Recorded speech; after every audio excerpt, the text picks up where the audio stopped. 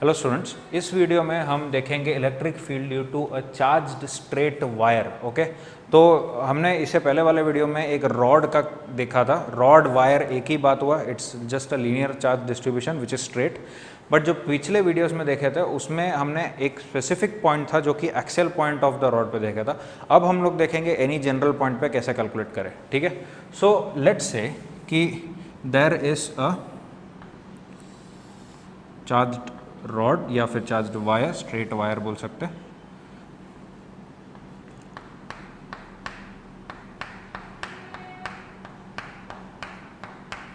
Okay, now मुझे चाहिए कि इस पॉइंट P पे कैलकुलेट करना है। I want to calculate the electric field at this point P। Okay, now और क्या क्या इन्फॉर्मेशन दे रखा है मैं देखता हूँ कि इसमें इसका जो चार्ज डेंसिटी है, इसका चार्ज डेंसिटी दे रखा है lambda. Okay, and the perpendicular distance from the rod is a distance मान लेते हैं। ठीक है, this distance is a and जो इसके एक्सट्रीम पॉइंट्स है रॉड्स के, वो जो एंगल सबटेंड करेगा दैट इज ये एंगल एंड दिस वन। ये दोनों एंगल्स का इंफॉर्मेशन दे रखा है इधर से, एंड ये दोनों एंगल्स जो होंगे वो इस परपेंडिकुलर से मेजर होगा। तो इधर से ये एंगल हुआ अल्फा, ठीक है, एंड ये एंगल हुआ बीटा। ये इंफॉर्मेशन दे रखा है and we are suppose to calculate the electric field at this point P। तो इसको कैसे कैलकुलेट करें? तो सबसे पहली बात तो हमें ये पता है कि इस रॉड को क्या करना पड़ेगा, छोटे छोटे टुकड़ों में तोड़ना पड़ेगा, and that those small elements would act like point charges, और हर पॉइंट चार्ज के वजह से फील्ड निकाल के इंटीग्रेट करना है। Now the problem here is कि अगर मैं यहाँ पे कोई भी एक एलिमेंट लेता भी हूँ, ठीक है, लेट्स से कि मैंने यहाँ पे एक एलिमेंट लिया, this is one element. Okay, ये एक एलिमेंट लिया जिसका पोजीशन मैं इधर से मेजर कर लेता हूँ। इधर से यहाँ पे जो पोजीशन है इसको x मान लेता हूँ, इसको मान लेता हूँ x, एंड इसका जो थिकनेस है उसको मान लेता हूँ dx। ओके, सिचुएशन समझ रहे हो? इसका जो पोजीशन है, इसका पोजीशन है x एंड इसका जो थिकनेस है वो है dx। Okay, this is the position. अब इसका जो एंगुलर पोजीशन है, इसका angular position with respect to this line, मैं ऐसा कह सकता हूँ, ये तो अपना पता है कि अल्फा है।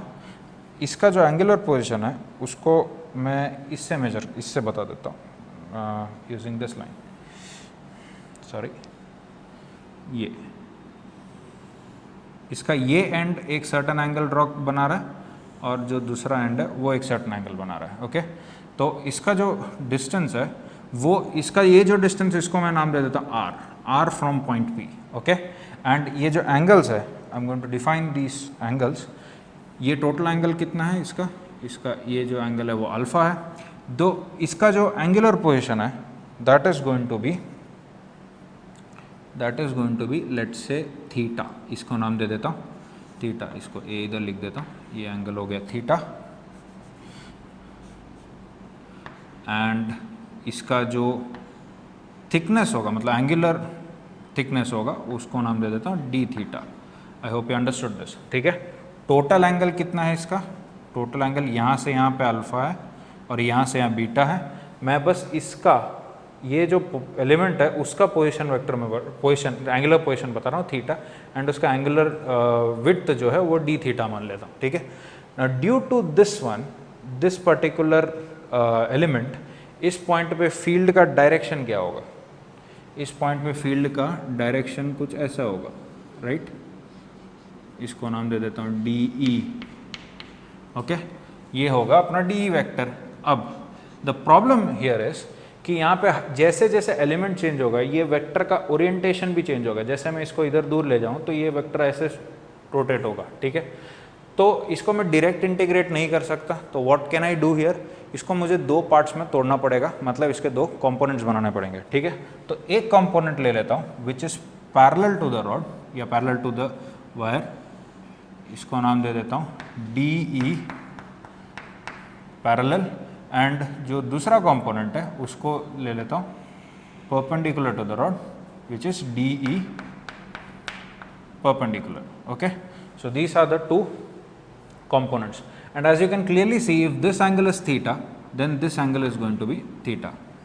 Okay, तो अब मुझे इंडिविजुअली क्या कैलकुलेट करना पड़ेगा, D E parallel and D e perpendicular calculate करना पड़ेगा, फिर उसको इंटीग्रेट कर सकता हूँ मैं. ठीक है, now so let's do that. तो डी ई का मैग्नीट्यूड क्या होगा, what is the value of d E? D E is going to be k dq by r square. देख सकते हो, it is going to be k dq by r square. Now I want the complete thing to be converted to this one, theta के terms में चाहिए, because the integration is easier in that way. तो इसको देखो, ये r होगा, ये a है, ये theta है, तो can you clearly see that r is equal to a sec theta है. Can you see that r is equal to a sec theta? Okay, and x is equal to क्या है, x is equal to x by a देख सकते हो tan theta, तो x is equal to क्या होगा, a tan theta होगा. बोलो क्लियर? अब ध्यान से देखना, इसको dq को क्या लिख सकता हूँ, ये dq इसका जो चार्ज है, इसका चार्ज अगर मैं dq बोलूँ, what is dq? It is simply lambda dx, है ना.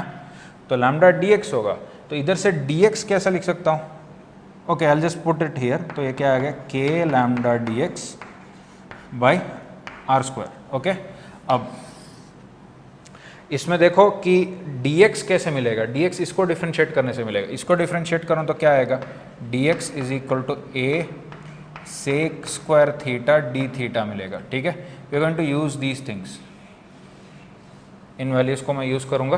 तो let's just plug it in, ये dx और r के वैल्यूज इधर सब्स्टिट्यूट करते हैं. तो देखो de कितना होने वाला है, de is going to B,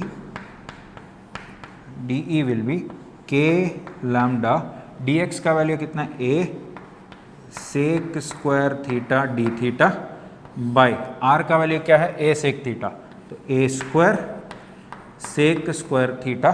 तो मतलब कितना आ गया अपना de का वैल्यू, देख सकते हो सेक स्क्वायर थीटा कैंसिल, तो I am going to get k lambda D theta by A, ये over D E, this is due to this element, ये डी ई मिला. Now we need to calculate the two components. ठीक है, तो दो components calculate करते हैं. तो first let's calculate D E parallel.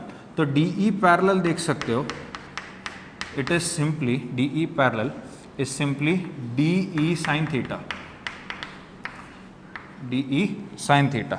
इसका मतलब क्या हो गया, this is equal to k lambda by a sine theta d theta. Okay, so that is DE parallel. ना ये सारे एलिमेंट्स के वजह से जो पैरेलल कंपोनेंट्स है वो जब ऐड होगा तो net field along the rod क्या होगा, let's call it E parallel, and that is going to be equal to integral of DE parallel. ठीक है, तो integral DE parallel. Now integration के बाहर देखो क्या आ गया, k lambda over a integral sine theta d theta.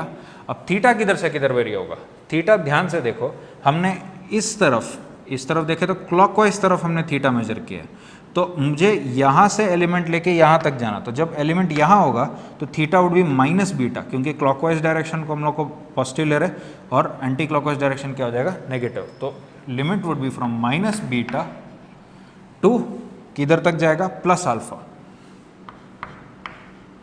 Okay, minus beta two plus alpha. तो कितना आ गया इसका वैल्यू, देख सकते हैं कि साइन थीटा का इंटीग्रल क्या होता है, माइनस कॉस थीटा होता है. तो माइनस कॉस थीटा अगर करें तो नेगेटिव हटा के लिमिट्स पलट सकते हैं, और फिर cos of minus beta is going to be cos beta. Okay, तो ये सब लगाने के बाद we finally get parallel component which is k lambda by a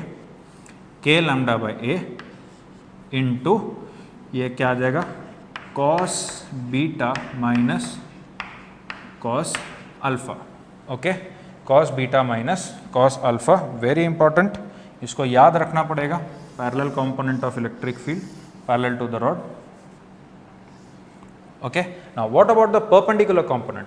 तो परपेंडिकुलर कंपोनेंट में क्या रहेगा, perpendicular component d e perpendicular as you can see here is d e cos theta, तो डी ई कॉस थीटा मतलब k lambda by A cos theta d theta.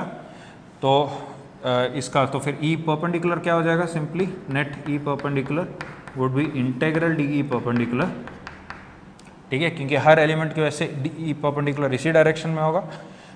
तो इसका integration क्या कैसे दिखेगा, के lambda by A integral cos theta d theta from, again the limits are going to be minus beta to plus alpha, okay. तो जब तुम इसको इंटीग्रेट करोगे तो यू विल गेट, इसका क्या होता है sine theta, sine alpha minus sine of minus beta, sine of minus beta is minus sine beta, ठीक है, तो माइनस माइनस प्लस हो जाएगा। And finally what you will get is e perpendicular is equal to, E perpendicular is equal to k lambda by a into sin beta plus sin alpha, okay, sin beta plus sin alpha, that is the perpendicular component. So the idea here is कि ये जो हमारा rod है, इस rod के वजह से, इस रॉड के वजह से कोई भी जो जनरल पॉइंट अगर लेंगे, मान लो ये पॉइंट है, दिस पॉइंट P, तो इस पॉइंट P पे दो कंपोनेंट्स होंगे इलेक्ट्रिक फील्ड के। एक कंपोनेंट कौन सा है, one component is parallel and the other component is perpendicular, okay. तो इसके वैल्यूज क्या, इसको क्या बोलेंगे अपने E पैरेलल एंड इसको क्या बोलेंगे E perpendicular. Now what happens is कि नेट जो फील्ड होगा वो इन दोनों का वेक्टर सम होगा,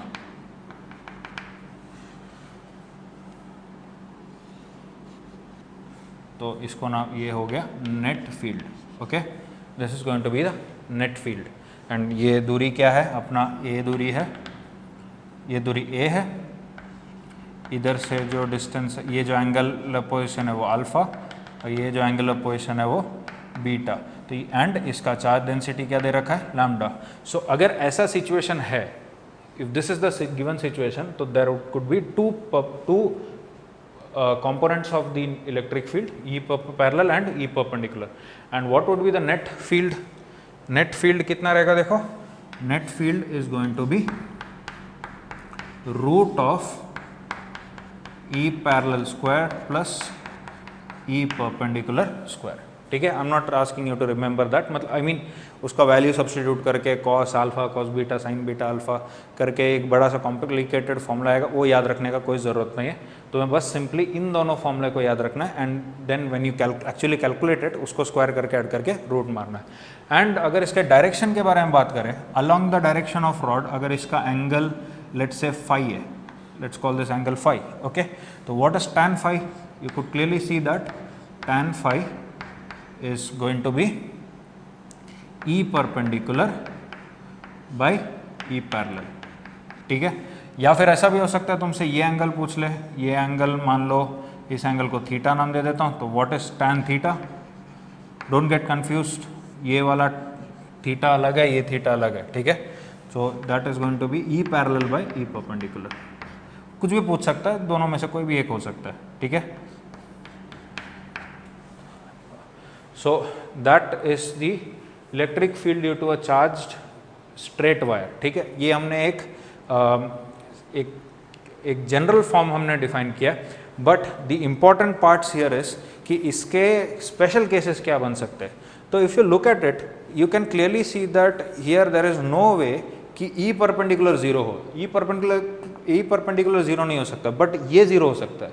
ये जीरो कब होगा, अगर बीटा और अल्फा इक्वल हो जाए, तो cos beta cos alpha cancel हो जाएगा, E पैरेलल क्या हो गया, zero. So out of these two components only E parallel can vanish, तो E परपेंडिकुलर तो हमेशा रहेगा, ओके। तो let's look at some important special cases of this one, okay. तो अब हम कुछ स्पेशल केसेस देख लेते हैं स्ट्रेट वायर्स का, ठीक है। तो मैंने दो कंपोनेंट्स जो है उसके बारे में लिख रखा है, e parallel and E perpendicular के बारे में, and we know that the net field is going to be root of e perpendicular square plus e parallel square, ठीक है। So the first case is special case 1, special case 1। Special case 1 क्या है कि the rod is finite, finite rod है, and जो point पे calculate करना है, point is on the perpendicular bisector. समझ सकते हो, काफी सिमेट्रिकल पॉइंट होगा। इसका मतलब क्या हुआ, देखो ये रॉड हुआ, रॉड या वायर जो भी बोल सकते हो, एक ही बात हुआ, ठीक है। नाउ इसका जो परपेंडिकुलर बाइसेक्टर होगा वो क्या होगा यहाँ पे, तो ये परपेंडिकुलर बाइसेक्टर, ये डिस्टेंस हम लोग a ले लेते हैं। नाउ अगर ये परपेंडिकुलर बाइसेक्टर है एंड ये जो चार्ज डेंसिटी है इसका लैम्डा है, तो ये जो डिस्टेंस है, ये जो एंगल है, सॉरी, इस एंगल को नाम दे देते हैं फाई, और ये एंगल भी क्या होगा, फाई ही होगा, ओके। समझ रहे हो? तो यहाँ से देख सकते हो कि alpha is equal to beta is equal to phi हो गया। तो let's calculate E parallel and E perpendicular. तो ई पैरेलल देखो क्या रहेगा, E parallel is going to be के lambda by A cos phi minus cos phi, ये तो क्लियरली क्या हो गया, 0। So there is no component of electric field at this point P which is parallel to the rod या wire, ठीक है, continuously saying rod, वो एक ही बात हुआ। देखो तो basic difference between rod and जो वायर का अगर हम लोग कह सकते हैं, तो रॉड इज थिकर, वायर को हम लोग एक वेरी थिन चार्ज्ड एंटिटी मान सकते हैं, ठीक है ना। तो राइट, तो ई पैरेलल क्या हो गया, 0 हो गया। What about E perpendicular, E perpendicular क्या रहेगा, K lambda over A into sine phi plus sine phi. तो देख सकते हैं कि इसका जो भी वैल्यू आएगा वो कितना, ओके, कितना आया इसका value, e perpendicular is equal to 2k lambda by a sine phi, okay. Now you could see that कि ई पैरेलल क्या है, 0 है, तो E का value would be equal to E perpendicular itself. तो net electric field at this point is along this direction, only E, ठीक है, मतलब E perpendicular, and what is that equal to, E is equal to 2k lambda by a sin phi. I hope you understood this. So that is E due to a finite rod at a point on its perpendicular bisector. Okay. तो general अगर इस पे question आता है तो ये square वगैरह के बीच में आता है, तो स्क्वायर वगैरह के बीच में फाई क्या हो जाएगा, इज गोइंग टू बी 45, 1/√2, तो √2 के लैम्डा बाय ए आ जाता है, ठीक है। So मतलब just giving an example of that, okay. Let's look at the second special case. Okay, तो let's look at this second special case. Second special case क्या है कि finite rod है and जो point है it is near one end, ठीक है। तो अगर ये एक finite rod हुआ,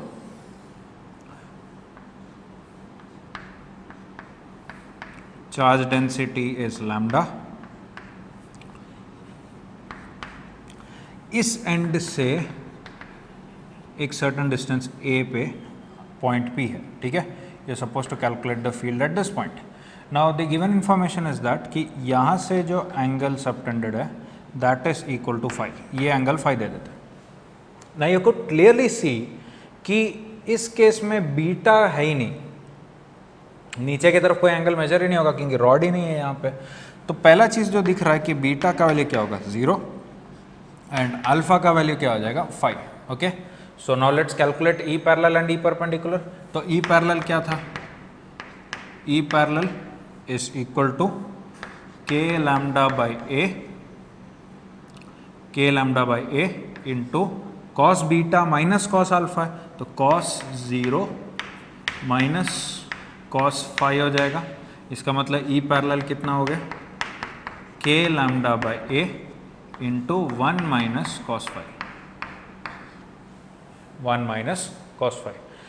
now what about E perpendicular, एक चीज़ तो पता चल गया कि ये जीरो नहीं है, ठीक है। तो इसका मतलब क्या हो गया कि there is an E parallel, E parallel है इस तरफ, this is E parallel.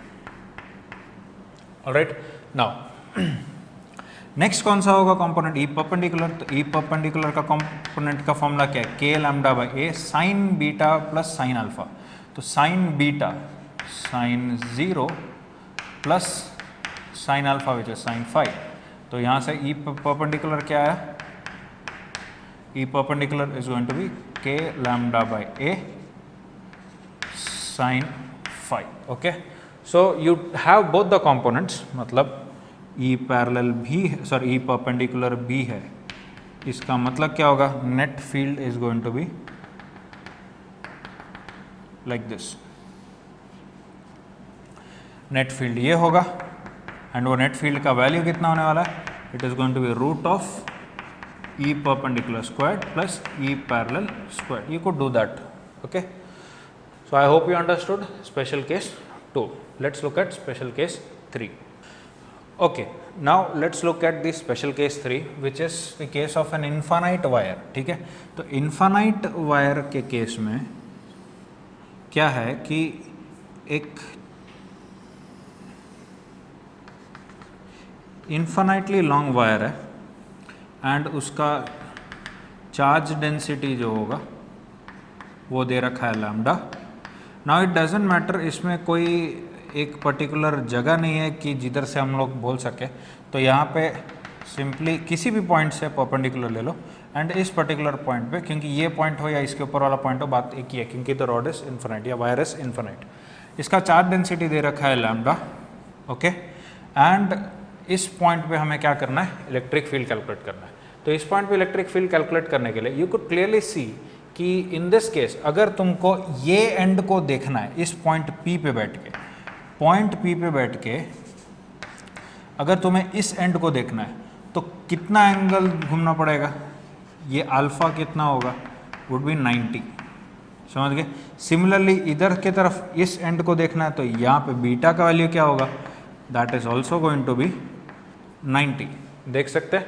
So now let's calculate E parallel and E perpendicular. तो ई पैरेलल कितना होगा, k lambda by A cos 90 minus cos 90। तो ये तो क्या हो गया, 0। So there is no e parallel, no parallel component, okay. And E perpendicular क्या होगा, e perpendicular is going to be के lambda by a into sign 90 plus sine 90। Sine 90 plus sine 90 क्या होगा, 1 plus 1 2। So hence this is going to be equal to 2k lambda by a. This is a very important formula, याद रखना है। And तो इधर से पता क्या चला कि the electric field would have only one direction which is perpendicular to the rod. Okay, okay. And ये जो E है, इस E का वैल्यू जो होगा it is 2k lambda by a। And दूसरा इंपॉर्टेंट चीज़ कि k को क्या लिख सकता है, 1/4 पाई एप्सिलॉन नॉट। तो this can also be written as lambda by 2 pi epsilon naught a, okay. So that is the field due to an infinite wire. Now I am going to show you one more method of calculating this, ठीक है। Gauss's law use करके भी इसको calculate कर सकते हैं, I am going to show you that, okay. So let's look at that. अब इसी स्पेशल केस को मैं Gauss's law यूज़ करके कैलकुलेट करता हूँ, ठीक है, या डिराइव करता हूँ। तो इसको डिराइव करने के लिए what I will do is I am going to select a Gaussian surface, ठीक है। एक इमेजिनरी सरफेस ले लेता हूँ जो कि in this case is a cylinder. Best thing to use would be a cylinder,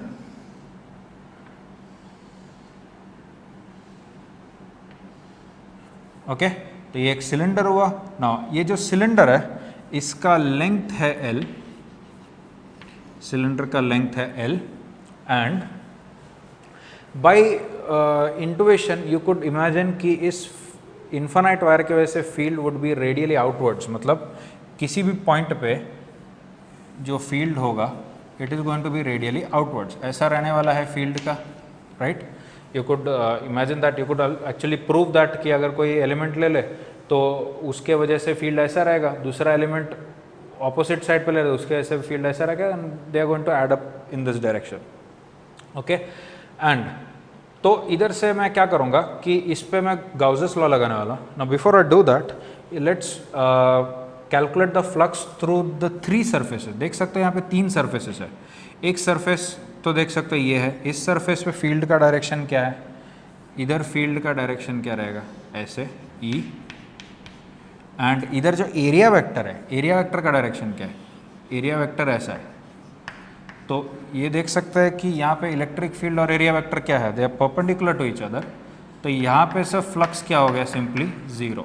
okay, similarly नीचे भी अगर देखो तो नीचे वाले जो सर्कुलर सरफेस है, इधर इलेक्ट्रिक फील्ड वेक्टर कैसा है, ऐसे, एंड एरिया वेक्टर कैसा है, परपेंडिकुलर टू दैट।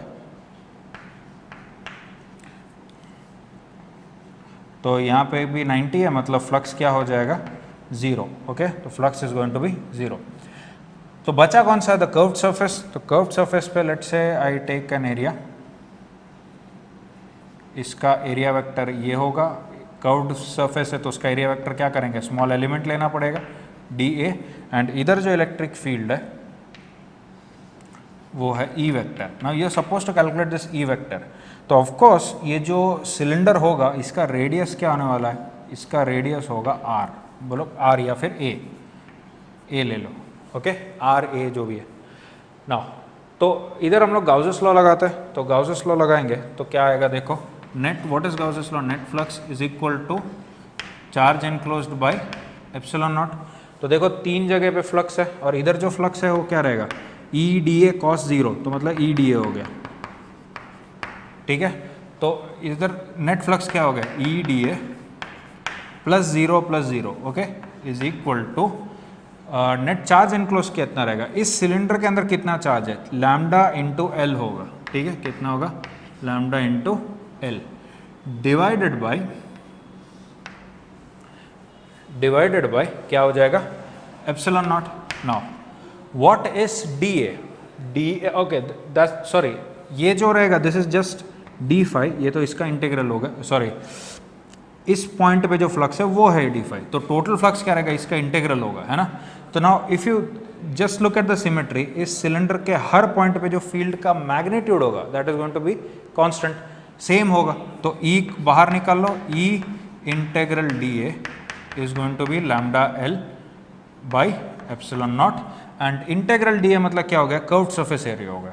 तो कर्व्ड सरफेस एरिया कितना है, it is 2 pi a into L which is equal to lambda L by epsilon naught। देख सकते हो L कैंसिल, तो what is the electric field, कितना आया, lambda by 2 pi epsilon naught A या फिर 2k lambda by A। This is one more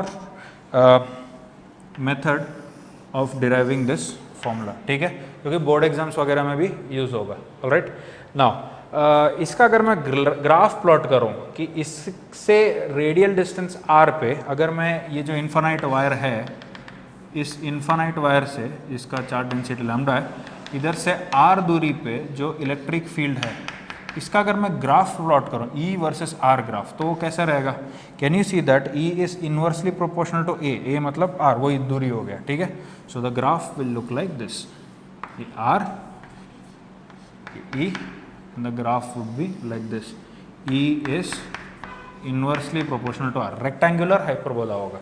okay, so I hope you understood the special case 3। इसका मैंने 2 डेरिवेशंस बताए। ठीक है, एक तो जो हमने कैलकुलस यूज करके जो निकाला, एंड दूसरा क्या है, गाउसेस लॉ।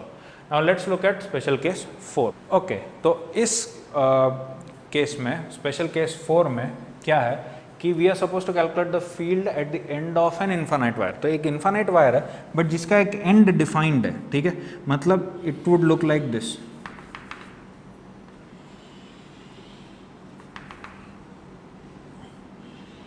ओके, एंड इसके अंदर चार्ज क्या है, पॉजिटिव चार्ज है। देखो मैं जो भी कर रहा हूँ पॉजिटिव चार्ज इसके लिए कर रहा हूँ, अगर नेगेटिव चार्ज है तो फील्ड का डायरेक्शन फ्लिप कर देना। ठीक है, नाउ इस रॉड के इधर से इस पॉइंट पे, पॉइंट ए पॉइंट P पे मुझे फील्ड कैलकुलेट करना है, ठीक है, दिस पॉइंट P। नाउ इधर से देख सकते हो कि एक एंगल क्या हो गया, सीधा सीधा बीटा 0 हो गया क्योंकि एक एंड पे आ गया, एंड दूसरा एंगल देख सकते हो कि अल्फा क्या होने वाला है 90 डिग्रीज, तो अल्फा क्या हो गया 90 डिग्रीज, ठीक है। तो इधर देखो कि ई पैरेलल ई परपेंडिकुलर होगा, इसका चार्ज डेंसिटी लैम्डा है, तो ई पैरेलल कितना रहेगा, ई पैरेलल वुड बी के lambda by A cos 0 minus cos 90, मतलब कितना आ गया के लैम्डा बाई ई परपेंडिकुलर कितना आया के lambda by a into sign 0 plus sine 90, तो ये भी क्या आ गया के लैम्डा बाई ए, मतलब यहाँ पे दोनों कंपोनेंट्स अवेलेबल है, यहाँ पे ई पैरेलल भी है एंड ई परपेंडिकुलर भी है। Now the important point here is, sorry this is E parallel, ये पैरेलल हो गया और ये ई परपेंडिकुलर हो गया, ठीक है। Now the important point here is कि ये दोनों का जो मैग्नीट्यूड है वो क्या है, सेम है, ई पैरेलल ई परपेंडिकुलर दोनों का जो मैग्नीट्यूड है वो क्या है, सेम, एंड ये अपना क्या होगा नेट इलेक्ट्रिक फील्ड, तो नेट इलेक्ट्रिक फील्ड क्या होगा root of e perpendicular square plus e parallel square. तो इसमें क्या करेंगे, e perpendicular and e parallel के वैल्यू सब्स्टिट्यूट कर दो, you would get e is equal to √2 k lambda by a, that is the field due to an infinite wire at one end, okay. So let's look at the final case, final special case of this situation, ठीक है, wires के situation में final case देखते हैं। Okay, तो last case देख लेते हैं which is field at a random point due to a rod, ठीक है, and it is a finite rod. तो अगर मान लो कि एक फाइनाइट रॉड है एंड अभी तक जो भी हमने केसेस देखे उसमें जो पॉइंट था वो यहाँ था, है कि नहीं, विद इन दिस रीजन। तो what if I ask you to calculate the field at this point, तो इस पॉइंट पे अगर मुझे फील्ड कैलकुलेट करना है तो क्या क्या इन्फॉर्मेशन चाहिए होगा। तो सबसे पहले ये चाहिए होगा कि इधर से दूरी कितना है, तो वो दूरी कैसे डिफाइन करेंगे, तो इस लाइन को एक्सटेंड करो and drop a perpendicular, so this perpendicular distance is going to be a, alright. Now दोनों एंड्स जो इस पे एंगल सबटेंड करेंगे वो किधर से मेजर हो रहा था, वो किधर से मेजर हो रहा था, वो परपेंडिकुलर से मेजर हो रहा था। एंड इफ यू रिमेंबर हमने अल्फा जो मेजर किया था वो क्लॉकवाइज मेजर किया था, ये अल्फा था, एंड बीटा जो था वो एंटी क्लॉकवाइज मेजर किया था, समझ गए ना।